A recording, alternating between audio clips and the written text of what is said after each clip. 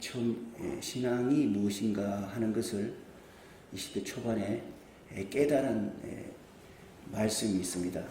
그것은 이제 시편 23편, 우리 잘 아는 말씀이죠. 시편 23편의 말씀이 이렇게 내 가슴으로 확 젖어 들어오는 것을 느꼈어요. 이제 첫 번째 말씀이 뭔가 하면, 여호와는 나의 목자시니 내게 부족함이 없으리로다. 내게 부족함이 없다. 더 이상 바랄 게 없다. 하나님이 나의 목자가 되시니까 더 이상 이 세상의 어떤 것으로도 더 이상 완전히 만족하기 때문에 아무 부족이 없다. 이것으로 충분하다. 이런 말씀이에요. 하나님이 나를 양이라고 치면 나의 목자가 되신다. 하나님 나를 지키시고 보호하시고 인도하시는데 내가 부족함이 뭐가 있겠는가? 전능하시고 자비로우시고 선하신 하나님이 나의 목자신데 내게 부족함이 없다. 그러한 고백이에요. 그게 신앙 고백이에요. 다윗이라는 유명한 이스라엘의 왕, 최고로 존경받는 다윗이라는 왕이 시편 23편에서 고백한 내용이, 여호와는 나의 목자시니 내게 부족함이 없어. 아무런 부족이 없다. 충분하다. 이 사실 하나만으로 충분하다. 이렇게 시작을 합니다. 그 뒤에 말씀을 설명할 시간은 없어요. 그가 나를 인도하셔서 푸른 풀밭으로 잔잔한 물가로 인도하시고 이렇게 쭉 나가는데, 그건 다 설명해. 여러 가지 사례를 설명하는 거고, 예수님 하나님 한 분만으로 하나님이 나의 목자가 되심으로 말미암아 충분하다. 그렇게 말하고 있습니다. 단 하나 이것만 있으면 아무런 소원이 없다. 이것만으로 충분하다 할 수 있는 것이 무엇이 있겠어요? 하나님이에요. 하나님께서 나를 사랑하사 나를 지키시고 보호하시고 인도하시고 나의 진정한 아버지가 되시는 거예요. 그것으로 충분한 거예요. 그 사실만 인정되고 그 사실만 믿어지고 그 사실에 확실하게 확신을 가지게 되면 아무런 두려움도 아무런 소원도 없어요. 충분한 거예요. 천지를 창조하시고 만유를 주재하시는 하나님, 그 하나님이 나의 아버지가 되시고 나의 목자가 되시고 나의 인도가 되시고 나의 보호자가 되시고 나의 산성이 되시는데, 그렇다는 그 사실에 대한 확실한 믿음만 생기면 아무런 부족이 없습니다. 신앙생활이라는 게 그거예요. 하나님 한 분만으로 만족하는 거예요. 근데 교회 다니시는 분들이 때때로 하나님 말고, 하나님 말로는 충분하지 않아. 하나님이 전능하시다 그래도 하나님 충분하지 않아. 뭔가 다른 게 많이 있어야 돼. 돈도 있어야 되고, 또 이렇게 하는 일이 잘 돼야 되고, 내 명예도 올라가야 되고, 이렇게 생각하는데, 그거는 다 쓰레기 같은 거예요. 하나님과 비교하면 쓰레기와 같은 거예요. 하나님 하나님을 잘 알면 하나님 한 분만 족한 거예요. 여러분, 이 논리적으로 제가 설명을 해볼게요. 논리적으로. 여러분, 천당은 아무도 안 가봤어요. 그러나 천당이 있다는 걸 믿고요. 내가 하나님의 나라에 확실히 갈 수 있다 하는 그런 완전한 보장을 가지고 있으면, 내게 가지고 있으면요. 이 세상에서 좀 고생도 하고 멸시도 받고 거지같이 살아도 참을 수 있잖아요. 이 다음에 난 잘 될 건데 뭐. 지금은 내가 고생하고 멸시 천대를 받지만 조금 지나가라. 내가 하나님의 아들, 딸이 되고 천국에서 잘 살 거다 하는 그런 보장을 확실히 가지고 있으면 충분히 견딜 수 있잖아요. 견딜 수 있어요. 멸시도 견딜 수 있고 모욕도 견딜 수 있고 다 견딜 수 있는 거예요. 왜 견디지 못하느냐? 그 믿음이 부족하기 때문에 그래요. 하나님에 대한 믿음이 부족해요. 하나님이 나에 대한 사랑에 대한 부족이 그것이 원인이 되는 거예요. 그 교회를 다니시는 분들 중에서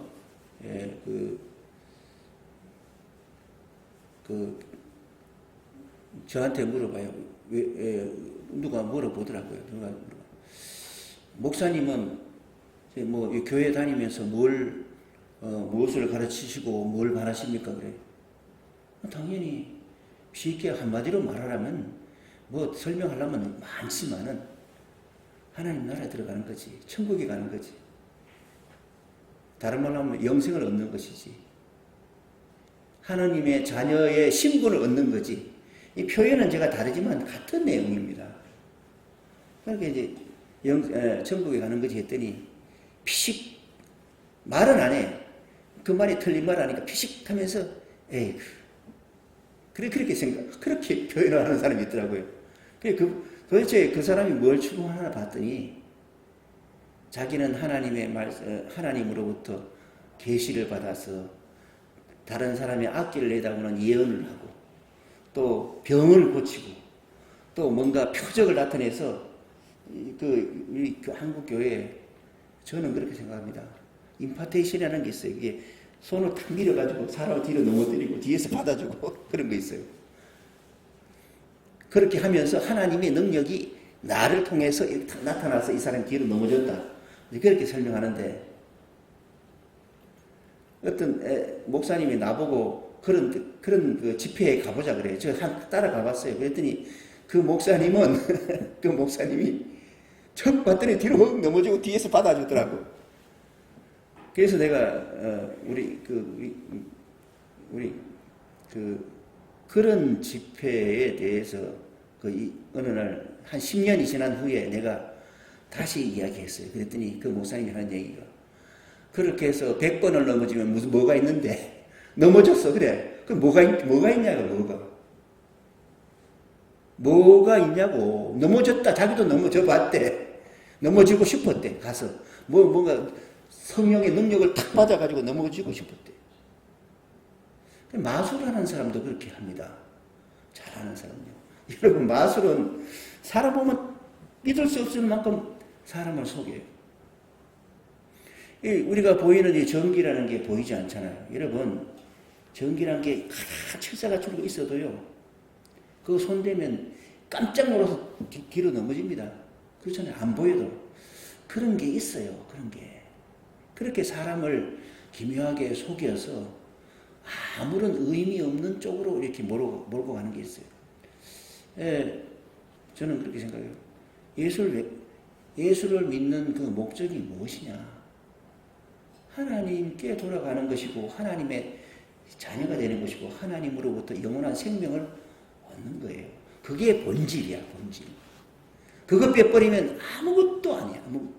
아무것도 의미가 있는 게 없어요.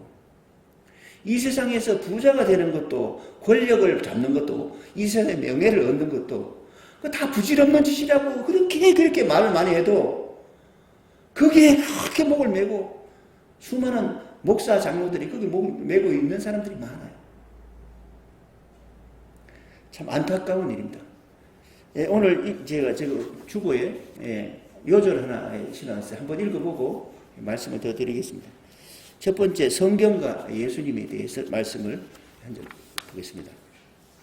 같이 한번 읽어보겠습니다. 요한복음 5장 39절.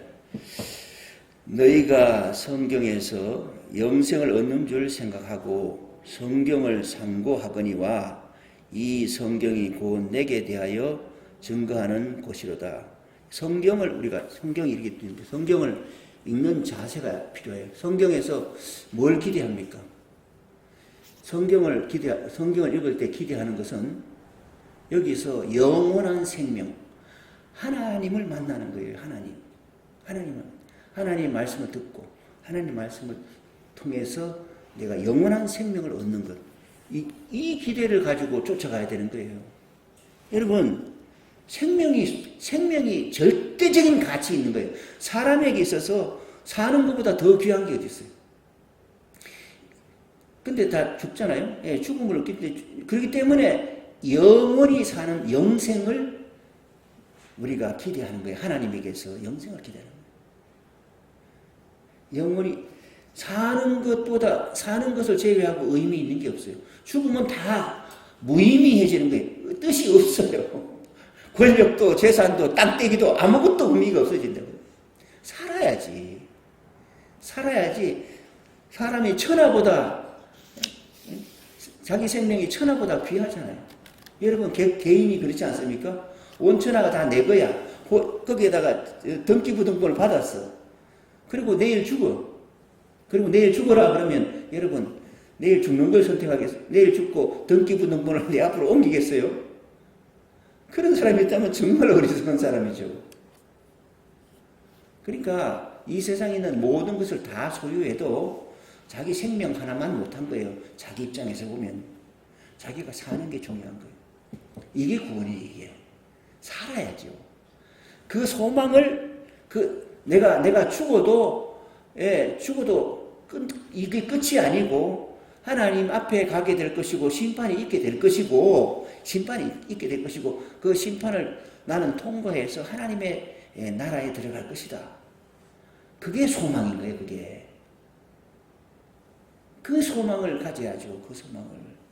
이게 다 지나가는 것들, 쓰레기 같은 것들, 오물 같은 것들에게 붙잡혀가지고 인생을 다 낭비하고 무의미하게 사는 것은 그건 어리석은 것이에요.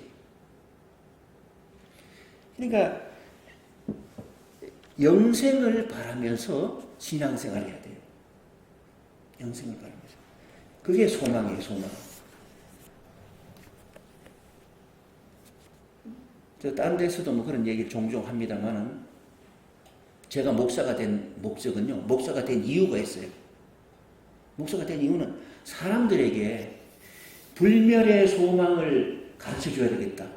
내가 받은 바 은혜, 내가 받은 바 믿음, 내게 하나님이 주신 그 불멸의 소망, 이것이야말로 정말 사람 일평생 복이 있게 하는 것인데 이 소망을 가지고 살게 해야 되겠다. 희망도 없고 소망도 없고 뭔가 기대하는 것이 없이 이 세상을 산다는 것은 정말 삶 자체가 허무한 것으로 가게 되거든요. 허무하게 돼요. 그래서 하나님이 창조자 하나님이 계시고 우리는 죽어도 다시 부활하여 하나님 앞에 심판을 받게 되고 그 후에 하나님의 나라에 들어가게 된다. 이것을 소중하게 생각해야 돼요. 이게 본질이고요. 이걸 빼버리면 뭐 참 속된 말입니다만은 안고 없는 찐빵과 같아요. 아무런 밀가루 빵은 맛은 밀가루 먹자고 하는 게 아니잖아요. 섞어서. 그러니까 본질은 영원히 사는 것이에요. 그러니까 기대를 어떻게 해야 되는가 하면 나는 죽어도 살 것이고요. 내 살아서 믿는 한 영원히 죽음이라는 게 없다. 그런 기대를 가지고 신앙생활을 해요. 그렇게 되면 그렇게 대한 믿음이 커지면 확실해지면요. 죽음이 두렵지 않아요. 뭐 좀 실패도 두려워하지 않은 게 다른 사람이 멸시하고 그런 것도 그렇게 별거예요. 이렇게 아니에요. 넘길 수 있어요. 그게 중요한 거예요. 영생을 넘는 거예요. 그러니까 기대를 우리 성경을 읽을 때 여기서 뭐 과학적인 지식을 뭐 찾으면 안 되는 거예요. 과학적 지식. 성경에서 내가 앞으로 어떻게 사주팔자가 어떻게 될 것인가 그런 걸 기대하면 안 되는 거예요. 성경을 통해서 뭐 지혜를 얻어가지고 부자가 되겠다. 그것도 성경을 잘못 보는 거예요. 여기서 예수님이 분명히 말씀하시는데요. 너희가 성경을 읽을 때 여기서 말할 때 그래 똑똑한 사람들한테 말하는 거예요. 너희가 성경을 읽을 때 영생을 얻는 줄 생각하고 성경을 읽지 않느냐 그렇게 물어보는 거예요. 이 성경을 읽을 때 여기서 성경을 통해서 하나님 말씀을 통해서 영원한 생명과 하나님의 자녀됨을 추구해야 된다. 그것을 기대하고 읽어야. 그러면 그에 대한 응답을 성경에서 찾을 수가 있게 되는 것입니다. 그래서 상고하거니와 그럼 이 성경에서 무엇을 발견하느냐 가장 중요한 게 뭐냐? 이 성경이 곧 내게 대하여 예수님에 대하여 말하고 있다. 증거하고 있다. 그렇게 이야기합니다. 성경을 처음 읽을 때는 우리가 사서상경을 읽듯이 읽어요. 그러느니라 저러느니라 하는 비결을 찾듯이 읽어요. 근데 성경뿐만 아니라 무슨 책이든지 책을 읽을 때는 한 문장을 뭐 하고 자기 나름대로 해석해서 그렇게 읽는 것은 초보 때 어린아이 같이 읽는 것이고요. 성경을 읽을 때는 그 문맥, 앞뒤 문맥을 다 읽어야 되는 거예요. 어떤 말이든지 어떤 구체적인 상황 속에서 던져진 말이거든요. 어떤 환경 속에서 던져진 말인데 그 말을 갖다가 끄집어내가지고 환경이고 형편이고 다 지게 하고 이랬다 그렇게 하는 것은 성경을 올바르게 해석하지 못하고 잘못 해석하게 됩니다. 그래서 성경을 읽을 때는 앞뒤 문맥을 전후 사정을 상황을 봐가면서 이렇게 드려야죠. 사람과 사람 사이 대화할 때도 그렇잖아요. 앞뒤 상황은 다 띄어내고 언제 네가 그런 말 했지? 그래요. 그렇게 한 건 좀 잘 어리석인 거예요. 어린 거예요. 저는 뭐 또 비유들게 생각나는 게 그거밖에 없어요. 부모님이 자식을 책망할 때 자식이 크게 잘못했어요. 이놈의 자식아 너는 나가 죽어라. 이놈의 쓸모도 없는 인간. 화가 나면 입에서 막 거친 말이 나와요. 그러면 그 자식이 이 어리석은 어린 자식은 엄마가 나를 쓸모없는 인간이라 그랬다. 엄마가 나가 죽어라 그랬다. 난 그런다고 자살하고. 그러면 얼마나 어리석은 거예요. 아이고 그렇게 말하면 내가 잘못해서 엄마가 화가 나서 책망하는 것이지 그리고 잘 되라고 하는 것이지 이렇게 알아듣는 게 맞는 거 아니에요?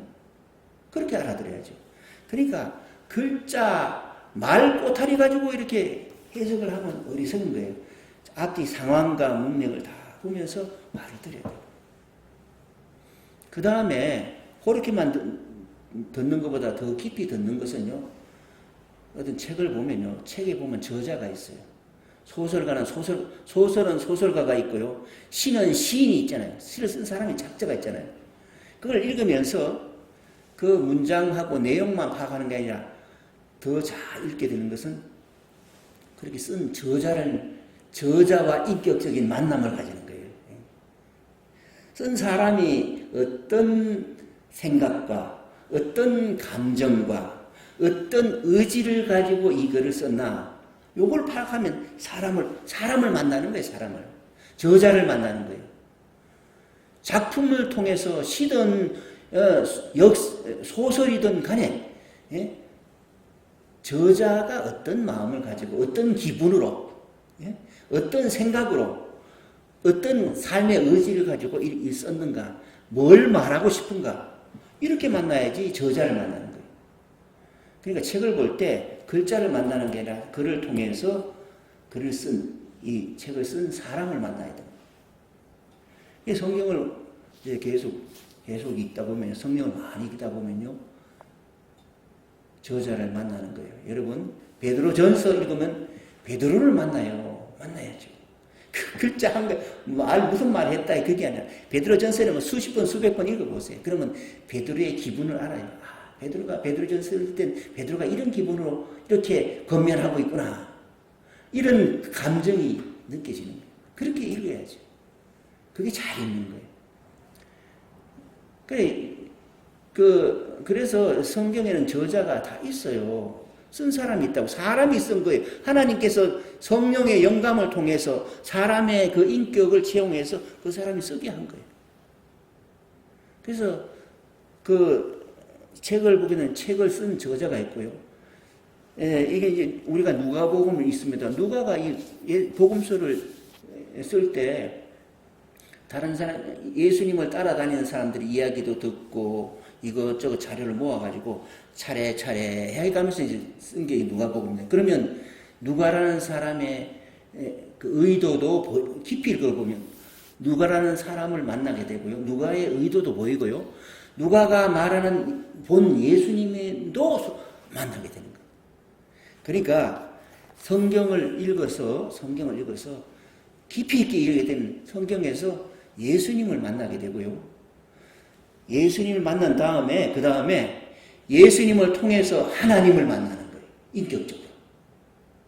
하나님의 생각은 뭔가? 하나님은 어떤 마음을 가지고 계시는가? 하나님은 어떤 의지를 가지고 계시는가?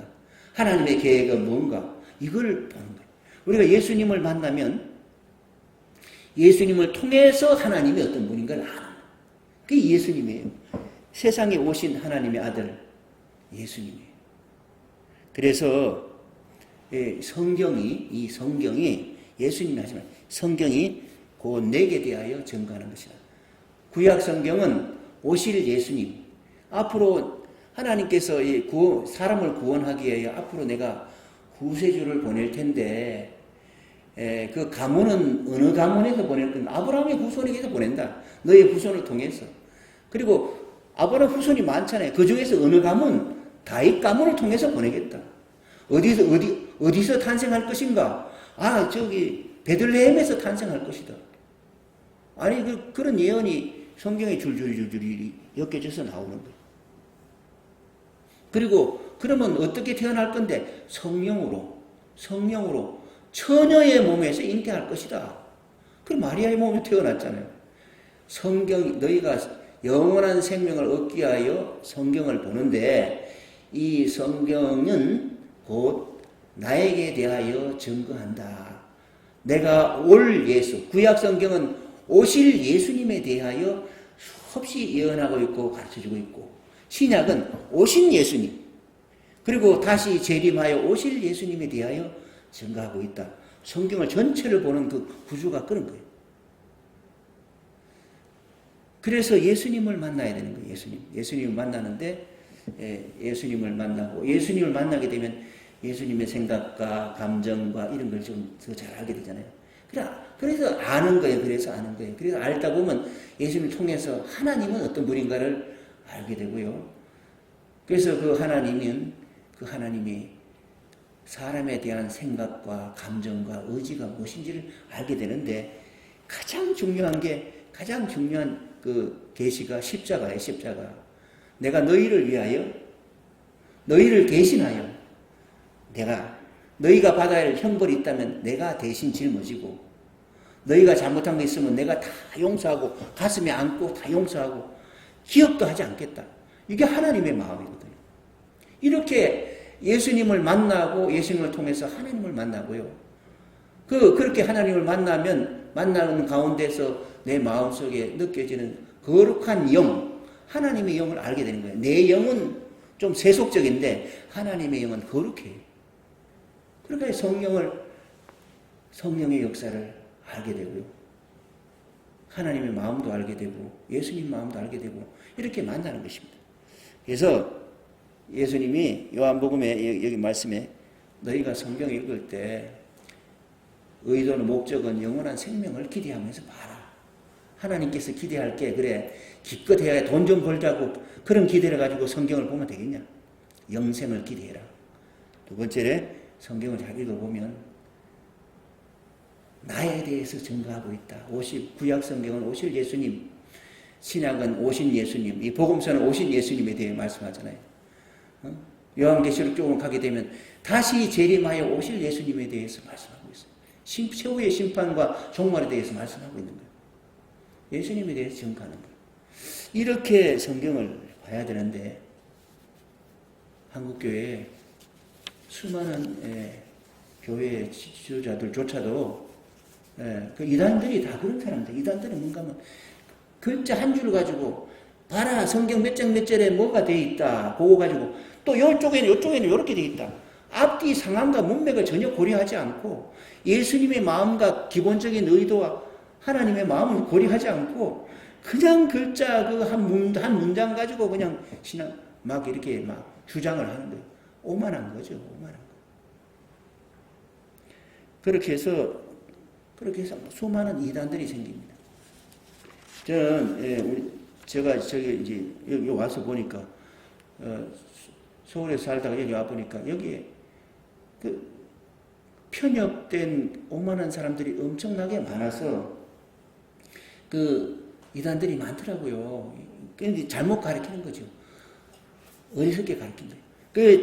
그렇기 때문에 나도 어리석을 수 있다 하는 그런 겸손한 마음을 가지고 늘 성경 읽고 또 묵상하고 이런 가운데서 점차 밝아지는 거거든요. 이 금방 하루아침에 뭐 사람이 초등학교 다니다 갑자기 대학교 갈 수 없잖아요. 그런 거예요. 점점 더 잘 알아가게 되는 것입니다. 성경은 내게 되게 증거하는 것이다.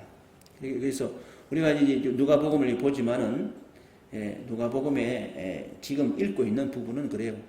예수님은 도대체 어떤 분인가? 예수님은 왜 왔는데 겉보기에는 사람이에요. 근데 세상에 오신 하나님의 아들로 오셨어요. 하나님의 본질상은 하나님이고요. 이거 이해가 안 되죠. 뭐 본질상 하나님이라는데 뭐 그렇다 그런 거 알지만은 깊이 이해할 수는 없을 거예요. 그러나 그런 믿음을 가지고 이제 보기 위해서 예수님과 따라다니는 제자들이 예수님과 따라다니면서 예수님의 행적을 이렇게 보면서 처음에는 뭐 그렇게 큰 믿음이 아니고 완전한 믿음 아니지만은 점차 예수님이 바로 세상에 오신 하나님의 아들이다. 하나님과 본질상 같은 분이다 하는 것을 알게 되는 것입니다. 그 내용을 기록하고 있는 거예요. 지지난주 우리가 지난 말씀에 우리가 누가복음 8장 22절에 볼 때는요, 제자들이 예수님을 예수님의 참 구주입니다. 다윗의 아들입니다. 훌륭한 분이라고 따라다니면서도 예수님의 그 행적에 대해서 깜짝 놀라는 그런 장면을 봤죠. 그게 뭔가 하면 제자들이 갈릴리 바다 큰 호수를 지나가는데 풍랑이 넘쳐가지고 죽으려고 했을 때, 죽기 직전에 예수님, 우리가 다 죽게 됐습니다. 막 그러면 겁을 내고 덜덜 떨 때 예수님이 하신 말씀이 깜짝 놀란 거죠. 바람과 불에게 잠잠하라. 파도야 잠잠하라. 바람아 멈춰라. 하니까 말을 들어요. 도대체 이분이 누구신가? 깜짝 놀라는 거죠. 그러면서 예수님이 정말 하나님의 아들이 맞구나. 그런 조짐에 들어갑니다. 그 다음 말씀은요. 그 다음에 이제 예수님께서 그래서 호수를 건너갔어요. 건너가서 거라사 지방에 갔더니 아주 귀신이 심하게 든 사람을 만났어요. 만나서 예수님이 귀신이 든 사람이 내가 예수를 믿습니다. 나를 도와주세요. 그런 말을 하겠어요. 정신없이 헛소리만 하는 거지. 근데 귀신은 귀신같이 하나님의 아들을 알아봅니다. 귀신 들린 사람이 하는 말은요. 그 사람이 본심으로 하는 말이 아니에요. 귀신이 하는 말이지. 귀신이 그 사람의 입을 통해서 하는 말이에요. 근데 귀신이 예수님을 어떻게 봅니까? 알아봤어요. 이분이 하나님의 지극히 높으신 하나님의 아들 예수여. 그렇게 고백하잖아요. 예수님은 단순한 사람이 아니에요. 사람의 모양이지만은 이 풍랑을 잠잠케 하신 분이고 귀신을 명령으로 나가라. 딱 명령으로 내쫓으시는 분이란 말이에요. 그거를 제자들이 봤어요. 그래 기록한 거예요. 자, 이제 자꾸 시간이 지나니까 이제 오늘 본문 말씀을 또 같이 보겠습니다. 같이 보겠는데 오늘 본문 말씀은 이제 그렇게 해서 거라사 지방에 귀신을 쫓아냈더니 그 거라사 지방의 사람들이 예수님 제발 떠나주세요. 예수님이 계셨다가는 이 돼지뿐만 아니라 소양이고 뭐 다 죽겠습니다. 그런 심정으로 벌벌 떨면서 저희들 좀 떠나주세요. 그렇게 해서 그래서 떠나와서 다시 가버나움으로 돌아왔어요. 그랬더니 그 가버나움에 있던 모든 사람들이 예수님을 기다리고 있었어요. 왜냐하면 그 전에 병자도 고치고 귀신도 쫓아내고 그런 걸 봤기 때문에 예수님이 오시면 문제를 해결 받으려고 그렇게 생각하고 그래서 기다렸어요. 그때 이제 그 뭐랄까 기다리고 있었는데 어떤 이제 그 야이로라는 사람이 왔는데 야이로라는 사람이 회당장이라면 목사예요. 여기 한 교회 회당의 장이니까 요즘 같은 목사라고 볼 수 있죠. 목사. 회당을 책임지는 그래 그 사람이 예수님을 찾아왔어요. 유대교 회당장이 찾아왔어요. 왜 찾아왔는가 하면 자기 외동딸이 있는데 딸이 죽어가고 있어요. 그래서 예수님이 빨리 오시면 이게 와서 안수라도 다 하시면 나을 것 같았어요. 그 사람은 그러면 예수님이 오셔가지고 안수를 하면 그 죽어가는 병도 고칠 거다. 이제 그런 기대를 가지고 기다리고 있었거든요. 그러니까 환영한 거죠. 그래서 이제 야이란 회당장 집에 이제 막 수많은 사람들이 그 구경하려고 막 쫓아가고 있었어요. 밀고 땡기고 하는데 그 가는 과정에서 나온 한 여자 이야기가 오늘 본문의 말씀이에요. 이 여자는 12해 동안 12년 동안 혈루증을 가졌다. 12년 동안 밑에 여자가 있었는데 뭔가 용하다는 사람 다 찾아가겠죠. 근데 못 고쳤어요. 돈만 다 낭비하고 병은 못 고치고 그랬어요. 그런데 이 여자도 예수님에 대한 소문을 듣고 예수님을 하나님께서 이 세상에 하나님 아들 구세주를 보내셨구나. 그분이 예수님이구나 하는 그런 믿음이 있었던 거예요. 그런 지식적인 믿음이 아니라 이분은 정말 이 여자는 이렇게 생각했던 거예요.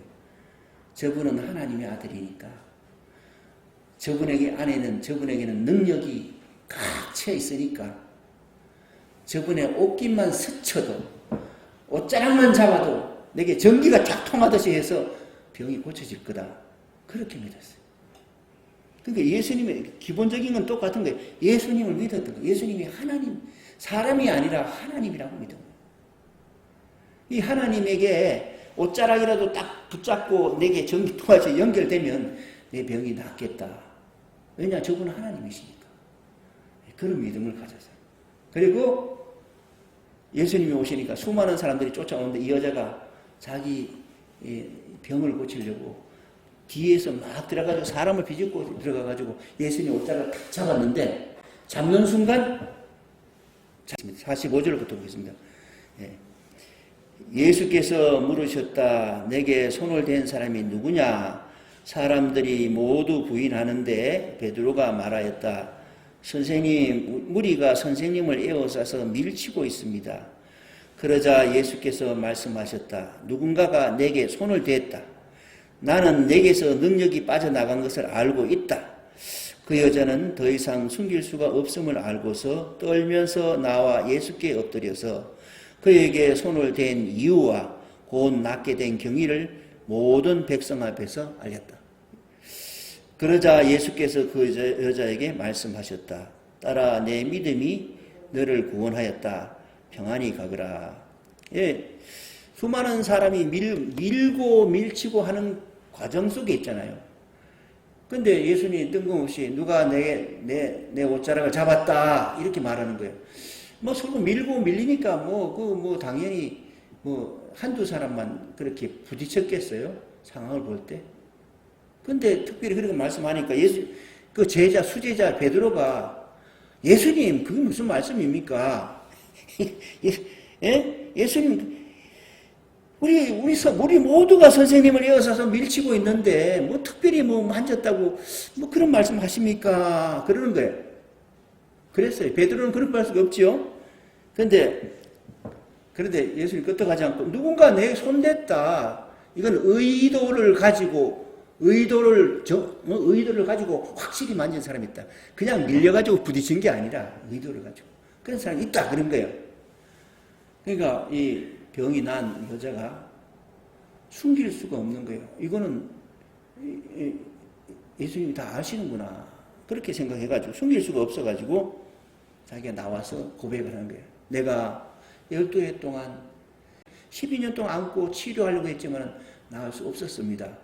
그래서 거기 그런데 주님이 이쪽에 오셔서 마침 지나가시길래 내가 예수님은 하나님의 아들이고 구세주인 것을 믿고 예수님에게 옷자락만 붙잡아도 내 병이 나을 것 같았어요. 그래서 밀치고 들어가서 참았습니다. 이렇게 많은 사람 앞에서 고백을 했어요. 그래서 손댄 이유와 낫게 된 경위를 알렸다는 거예요. 그래서 예수님이 하신 말씀이 따라 너의 믿음이 너를 구원했다. 여기서 구원은요, 치유를 받았단 말이에요. 이게 구원이라는 게 천당 갔다는 뜻이 아니고 치유를 받았다는 말이에요. 이 같은 말도 상황에 맞게 이렇게 알아야죠. 너의 믿음이, 네가 나를 하나님의 아들 구세주로 믿었냐? 그리고 내 옷자락만 잡아도 그 병이 나을 만한 능력이 있는 사람으로 믿었냐? 너의 믿음. 나에 대한 이 믿음이 너를 치유받게 했다. 따라, 편안히 가라. 이제는 그런 병 고침에서 벗어나서 편안히 가라. 이렇게 말씀하셨어요. 여기서 이제 지난주에 말씀하고요. 지난주에는 귀신 들린 사람은 예수님께 와 구원받으려고 의도적으로 한 게 없어요. 예수님은 그런 사람에게 너 나를 믿어야 내 구원받는다 이렇게 말씀하지 않아요. 그냥 나와서 귀신을 쫓아내서 치유를 시킨 거예요. 치유받고 난 후에 자기를 치유해 준 분이 바로 예수님을 알고 예수님을 쫓아가려고 했어요. 치유받고 난 후에 믿음이 생겼고 이 여자는 예수님에 대한 먼저 믿음이 저분이야말로 하나님의 아들이라 믿고 쫓아가서 옷자락을 잡았어요. 사람 구원받는 것은 한 가지 방법이 아니에요. 하나님은 기본적으로 하나님께서 예수님을 통해서 구원하시는 방법은 하나님이 먼저 주도적으로 하시는 것이죠. 그리고 그 다음에 사람들의 믿음이 그 사람의 형편과 처지를 극복하게 합니다. 그래서 치유를 받았어요. 이러한 사건을 통해서 예수님이 누군가 하는 점에 대해서 점점 더 알아가는 것입니다. 풍랑을 잔잔케 하고 바람을 멈추신 하나님, 귀신을 쫓아내신 예수님, 12해 동안 사람이 도저히 고칠 수 없는 하혈병을 낫게 하시는 능력을 가신 예수님, 이렇게 해가면서 이렇게 점차 누적되어 가면서 예수님을 알아가는 거예요. 그러면서 이러한 하나님이 세상을 이처럼 사랑하사 독생자 예수를 보내셨는데 누구든지 그를 믿으면 멸망하지 않고 망하지 않고 영생을 얻게 된다 하는 요한의 말처럼 이렇게 예수님을 만나고 예수님을 믿고 예수님을 따르게 되면서 그 형편과 처지 속에서 치유받고 구원받고 하나님의 나라로 들어갈 수 있게 되는 그런 복이 따라오는 것입니다. 기도하겠습니다. 하나님 아버지 감사합니다. 오늘도 귀한 말씀을 듣게 하시고 우리 주 예수 그리스도를 더 잘 알게 하시고 더 나아가서 하나님을 더 잘 알게 하시니 감사합니다. 하나님을 잘 알므로 하나님은 나의 목자가 되시고 나의 아버지가 되신다는 사실에 확신을 갖게 하여 주셔서 부족함이 없는 인생을 살게 하시고 충만한 만족으로 인생을 살 수 있는 저희 모두가 되게 하여 주옵소서. 예수 그리스도 이름으로 기도하옵나이다. 아멘.